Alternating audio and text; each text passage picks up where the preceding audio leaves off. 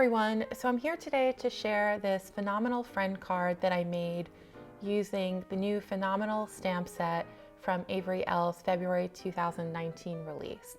The stamp set features a big bowl of pho and all the different accompaniments you can add to the noodle soup, and lots of great punny sayings like "have a phenomenal day," "you make me so happy," "friends forever," "I love you for real," "have a super birthday," and "you're an unforgettable friend," that is the sentiment we're going to use for the card today. So when I picked up this stamp set, I thought initially it was a big bowl of ramen, but when I dug a little bit further, I found that there is a Vietnamese noodle soup called pho, and that's what this is.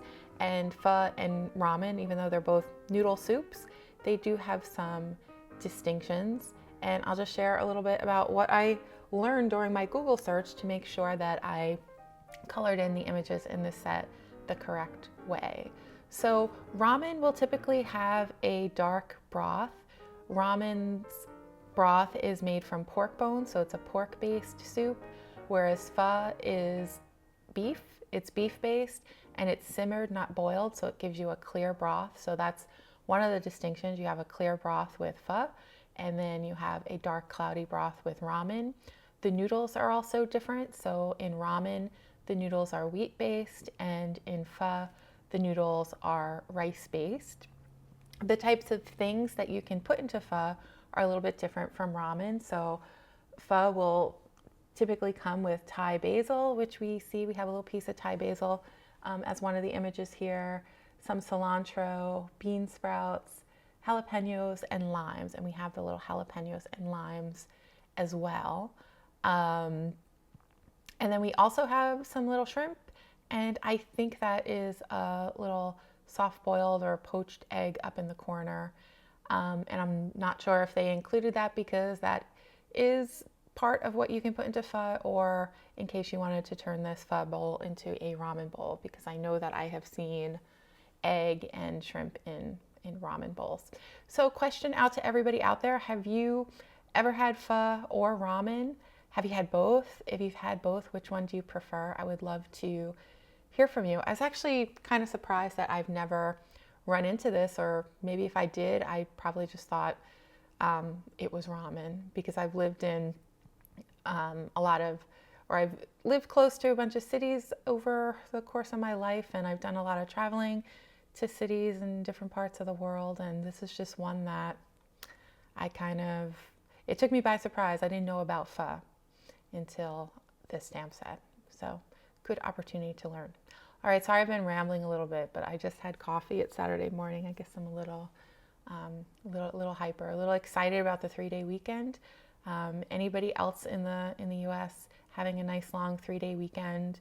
Are you like me? Are you going to do lots of art projects all weekend long? I know I have a bunch of new stamp sets that came in, including the new Hero Arts kit, which I'm excited to kind of get to playing with as soon as I finish this voiceover. So anyway, let me try to get back to the card a little bit and explain what I'm doing. So for the leaves, for the little, I guess, Thai basil leaves, I'm just using some yellow greens here. And the colors I'm using are YG21 and then YG13, 17, and 67. Typically, when I'm coloring leaves on a plant, I may use YG01, 3, and 9. But lately I've been gravitating towards this new combination, which is just a little bit darker, a little bit duller, a little less vibrant than the YG01 series of colors. For the shrimps, I'm going to use R30, R20, and then R24. This is another combination I've been using a lot. I love R30. I love how it's like the perfect light peachy pink. It's perfect for lots of things, like if you're going to put rosy cheeks on a critter or a little character. It's great if you just want a nice light base for a pink or a peachy or even red item that you're going to be coloring in. The R30 is perfect. It's a great color. So for the little flowers that we're going to use to garnish our card at the end, I'm going to use V01, V05 for this flower. And then I'm going to lighten it up a little bit with some V000. And then for the smaller flower, we're going to use B21, B24, and then B26. I just love the combination of the violet and the blue, just to add a little bit more of a pop of color to the scene because it's kind of heavy on the reds and the greens. And I just thought that bringing in some more colors from the rainbow would just complement things nicely.